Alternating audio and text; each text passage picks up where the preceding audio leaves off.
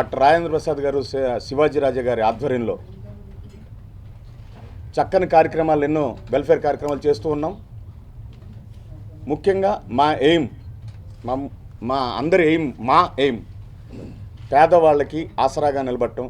ఏదైతే మాట ఇచ్చామో నిరంతరం ప్రతి చోట మేము అదే పని మీద వెళ్తున్నాం.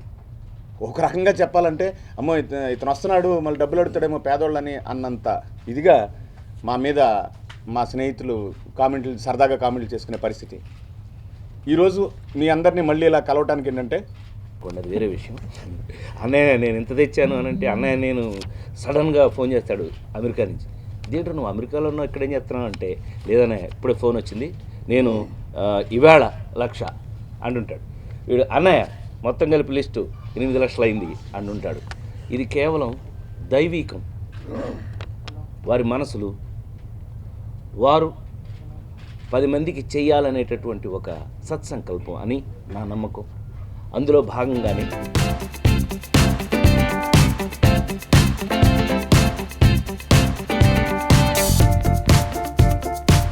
ఈ స్పందన ఎలా వచ్చిందంటే ఎండమూరి వీరేంద్రనాథ్ గారు కూడా, కిరణ్ రా ఇదిగో 5,000 నా ఉంచుతా, ఇంకా నేను ముందు చేస్తాను, ఇది కూడా నీ దగ్గర మాకు పైసా అయినా సరే అది పేదవాడికి వెళ్ళిపోవాలి. ఫస్ట్ మూవీ ఆర్టిస్ట్ రేషన్లో ఏ వ్యక్తి కష్టపడకూడదు అన్న జయంతోనే ఉన్నాం.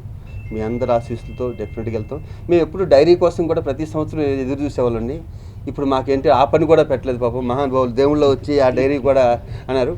ఆ డైరీలో మీకు అంటే నా ప్రెస్కి మా 30 నుంచి మా అందరికీ ఎంతో ఆప్తులైన అన్నదమ్ములు మీరు అందరూ ఉన్నారు. మీకేం కావాలంటే దాంట్లో ఒక 3-4 పేజీలు మీకు వదిలేస్తాను సార్.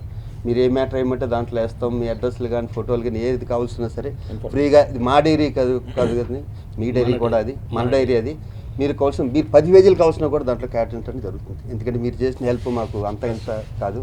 ఇలా మీరు ఒక విసరణ తీసుకునే అవకాశం మాకు దొరుకుతుంది. పేద కళాకారులకు ఇవ్వడం జరిగింది. అలాగనే డైరీకి కూడా. అంతేకాకుండా మ్యాక్స్ క్యూర్ హాస్పిటల్ తరఫున మేము హెల్దియర్ హార్ట్ ఫౌండేషన్ అనేసి ఒక ఫౌండేషన్ని ఏర్పాటు చేసాం. ఎవరైనా కానీ మనం సంపాదించే దాంట్లో కొంచెమైనా కానీ ఒక సేవ దానికి ఉపయోగిస్తే ఎవ్వరికి ఎటువంటి బాధ కలగదని నా ఉద్దేశం.